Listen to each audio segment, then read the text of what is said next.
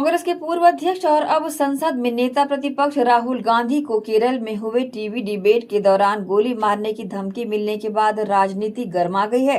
छत्तीसगढ़ कांग्रेस अध्यक्ष दीपक बैज ने बीजेपी प्रवक्ता पिंटू महादेव के इस बयान को लोकतंत्र के लिए खतरनाक बताया। उन्होंने कहा कि जिस तरह महात्मा गांधी, इंदिरा गांधी और राजीव गांधी की हत्या हुई थी, उसी तरह अब राहुल गांधी को भी निशाना बनाए जाने की साजिश रची जा रही है।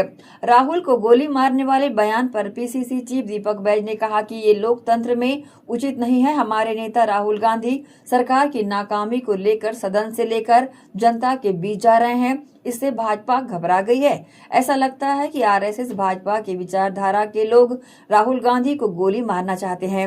राहुल गांधी की सुरक्षा को लेकर हम चिंतित हैं। जिस तरह से कल हमारे लोकसभा के नेता विपक्ष माननीय राहुल गांधी जी को केरल भाजपा के एक प्रवक्ता ने सीने में गोली मारने की धमकी दी है, ये बेहद ही गंभीर और चिंतनीय है।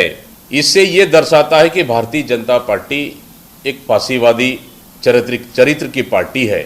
जो उसका विरोध करे वो उसको जान से मारने की धमकी देना या उसको मिटाना चाहती है। आज से 77 साल पहले भी देश के राष्ट्रपिता महात्मा गांधी को आरएसएस के एक गुर्गे ने, नाथूराम गोडसे ने सीने में गोली मारी थी और आज उसी नाथूराम गोडसे रूपी केरल के भाजपा के प्रवक्ता महादेवा ने फिर से हमारे नेता माननीय राहुल गांधी जी को सीने में गोली मारने की धमकी दी है। मैं समझता हूं कि इस धमकी के बाद ना ही कोई भारतीय जनता पार्टी के नेता का कोई बयान आया, ना ही उस बयान का कोई किसी ने विरोध किया, ना ही उस बयान पे किसी ने आपत्ति दर्ज की और ना ही उस भारतीय जनता पार्टी के नेता प्रवक्ता को किसी प्रकार की कार्रवाई की। मतलब इसका मतलब उस बयान का भारतीय जनता पार्टी समर्थन करती है और वो चाहती है कि देश में भारतीय जनता पार्टी के और उनके नेताओं का कोई विरोध न करे और वो एक हिटलरशाही वो चलाते रहे। लेकिन इस बयान का ऑल इंडिया कांग्रेस पार्टी ने गंभीरता से लिया है और लगातार जिस तरह से धमकियां आ रही है उससे कहीं न कहीं हमारे नेता माननीय राहुल गांधी जी के ऊपर कभी भी इस तरह के हमला हो सकते हैं। अगर हमला हुआ तो इसके लिए सीधा सीधा भारतीय जनता पार्टी जिम्मेदार होगी और साथ ही इसके खिलाफ में आज हम लोग पूरे प्रदेश में, प्रदेश के जिला मुख्यालयों में के थानों में आज एफआईआर दर्ज कराएंगे उस भारतीय जनता पार्टी के नेता के खिलाफ में जो इस तरह की बयानें दी है, ताकि उसके ऊपर कार्रवाई, एफआईआर दर्ज और कार्रवाई हो। इससे साफ होगा कि भारतीय जनता पार्टी उसे कार्रवाई करती है या उसे बचाती है। इसलिए आज पूरे प्रदेश के थानों में उसके खिलाफ में एफआईआर दर्ज करने के लिए आवेदन दिया जाएगा। बिजली के बिल बढ़ने से, महंगी बिजली होने से प्रदेश की आम जनता परेशान है। कल मैं डोंगरगढ़ माई बमलेश्वरी के दर्शन करने के लिए हम लोग जा रहे थे। रास्ते में हमारे कार्यकर्ताओं ने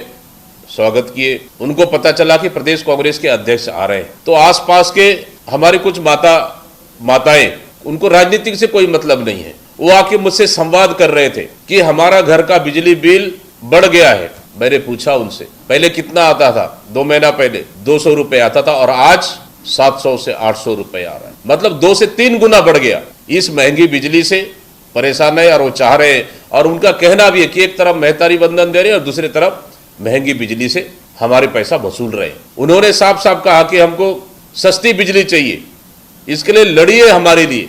पूरे प्रदेश में जनता हालाकान है।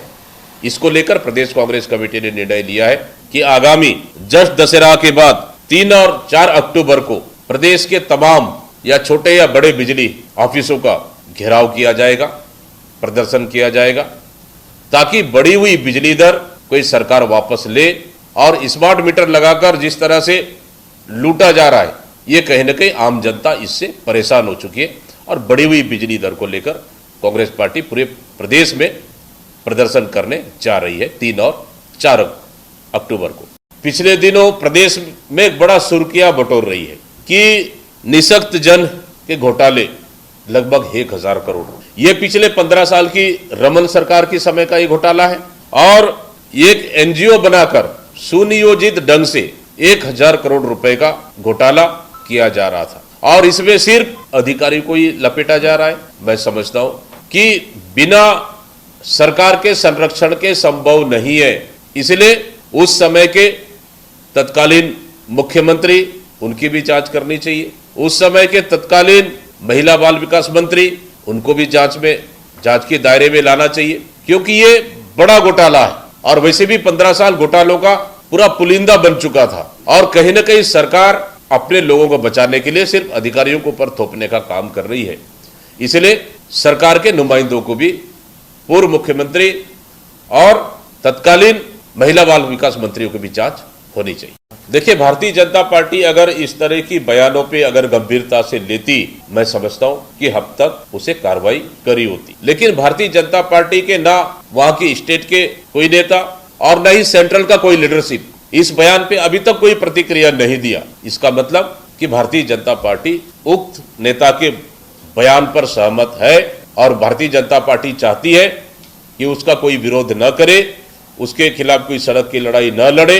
और इसलिए वो चाहती है कि जिस तरह से महात्मा गांधी की हत्या हुई, जिस तरह से पूर्व प्रधानमंत्री स्वर्गीय इंदिरा गांधी की हत्या हुई, पूर्व प्रधानमंत्री स्वर्गीय राजीव गांधी की हत्या हुई, क्या उसी तरह की घटना फिर से दोहराना चाहती है? कहीं न कहीं भारतीय जनता पार्टी का मौन और चुप्पी साधना, कहीं न कहीं इस तरह की बयानों पे भारतीय जनता पार्टी सहमत है।